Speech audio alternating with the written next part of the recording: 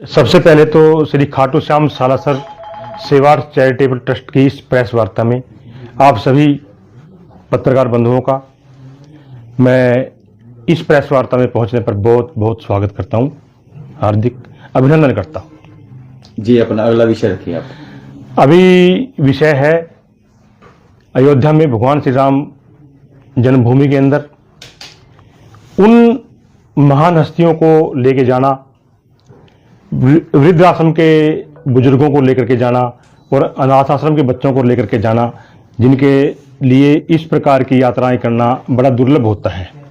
और साथ साथ ऐसे साथियों को लेकर के जाना जिन्होंने 1992 में कार सेवा के अंदर अपनी प्रतिभागिता रखी और राम मंदिर के निर्माण में अग्रणी भूमिका निभाते हुए उस बाबरी मस्जिद को ध्वस्त करके एक हिंदुस्तान की ऊपर लगे हुए कलंक को धो करके एक नए अध्याय की शुरुआत की थी। कब जा रही है बस ये आपके, किस समय जाएगी और कौन दिखाएगा जल्दी? बस की यात्रा का जो हमारा कार्यक्रम है वो 21 दिसंबर को लगभग 2 बजे के आसपास यहाँ से कैथल से रवाना होगी और हमारे हरियाणा सरकार में कैबिनेट मंत्री श्री रणवीर गंगवा जी उसको हरी झंडी दिखा करके यहाँ से रवाना करेंगे।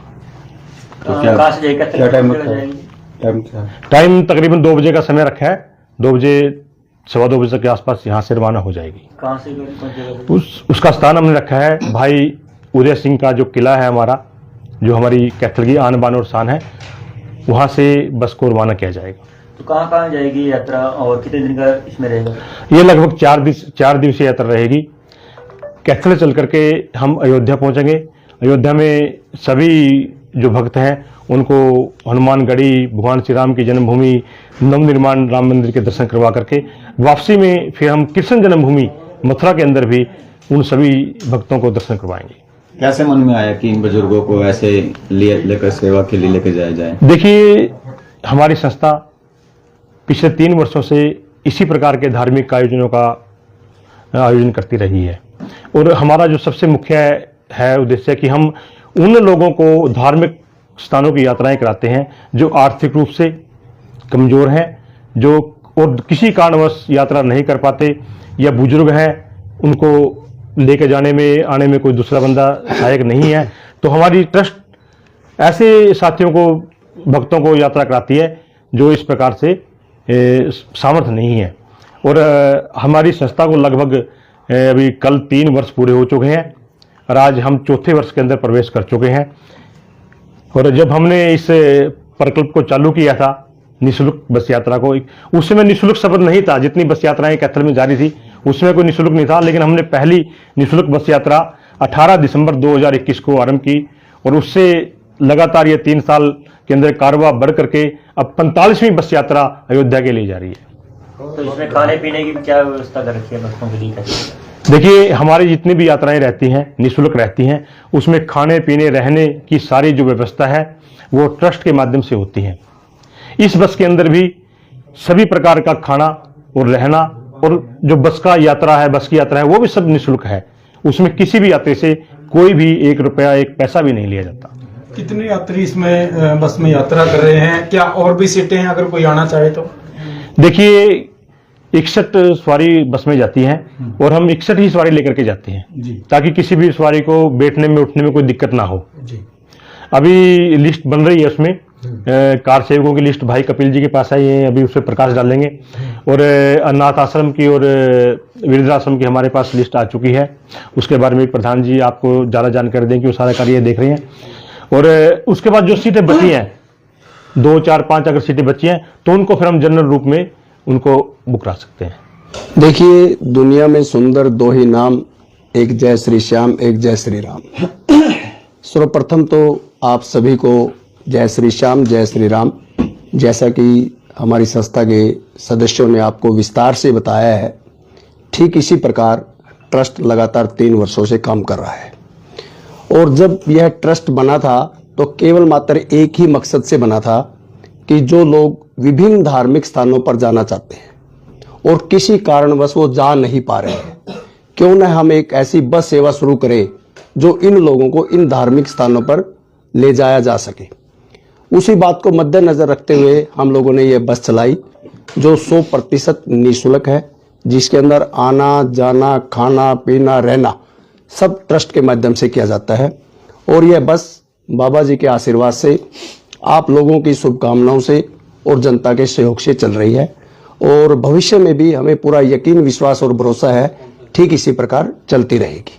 तो भविष्य में क्या कुछ प्रक्रिया रहती है जो जाना चाहते हैं? देखिए, जो लोग जाना चाहते हैं, रूटीन में जितनी बसें हमारी गई है उसकी बुकिंग हमारी सुरेंद्र मित्तल जी के पास है, जो हमारी संस्था के कोषाध्यक्ष भी हैं।